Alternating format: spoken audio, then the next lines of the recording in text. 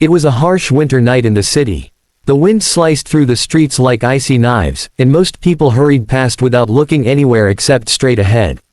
But on the corner of a luxurious corporate tower, a boy no older than 8 stood barefoot on the frosty pavement. His tiny hands wrapped an old, torn blanket around the baby girl in his arms. Her cheeks were turning blue. He gently rocked her. "Don't worry, Aila, I'm here," he whispered, voice shaking. Inside the building, workers were rushing to leave after the late-night shift. Among the last to exit was Arham, the stern and well-known CEO, feared by employees and respected across the business world.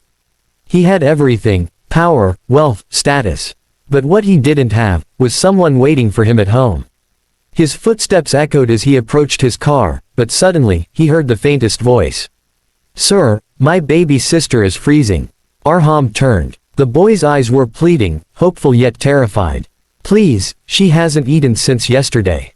The boy bowed his head in shame. "I tried to help, but they kicked us out.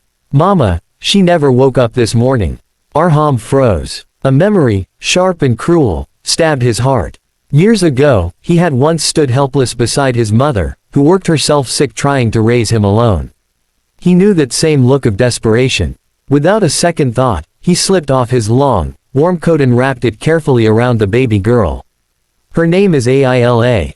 The boy nodded. "And yours?" Arham asked gently. "I'm Ryan." Aila whimpered weakly. Arham's chest tightened. She was fading, right there in his arms. He didn't hesitate. "Come with me." Ryan's eyes widened. "Where?" "Home." Arham opened the car door. "You're safe now." The boy hesitated, confusion and fear mixing with hope.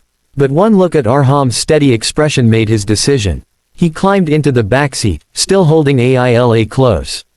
As they drove through the city lights, Ryan kept glancing around, so small inside such a fancy car.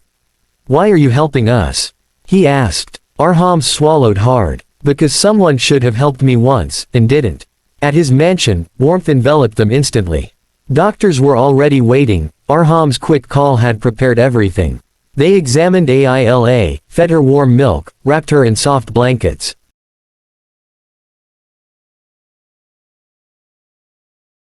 Catching every tiny breath as though it was the most precious thing in the world. "You're a strong big brother," Arham said, placing a gentle hand on his shoulder. Ryan looked up, tears pooling in his eyes. I really tried to keep her safe." "You did," Arham replied. "You saved her tonight." Those words broke the dam inside the boy. He sobbed into Arham's chest, years of fear and loneliness pouring out. Arham hugged him, awkward at first, then tighter, as though he'd been waiting his whole life to give this embrace.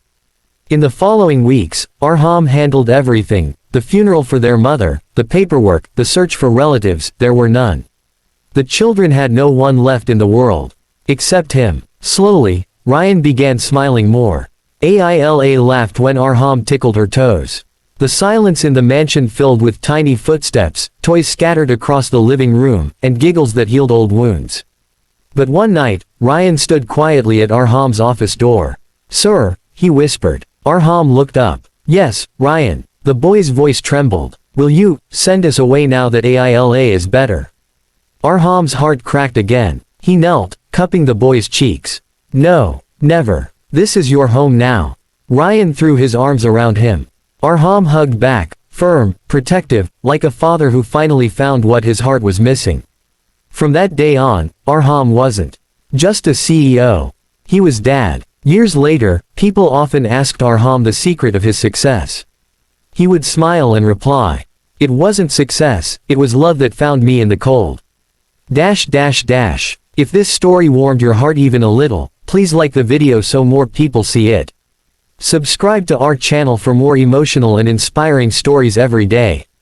And comment, "Humanity lives," if you believe that kindness can change lives. Heart. Thank you for watching till the end. Stay kind. Stay human.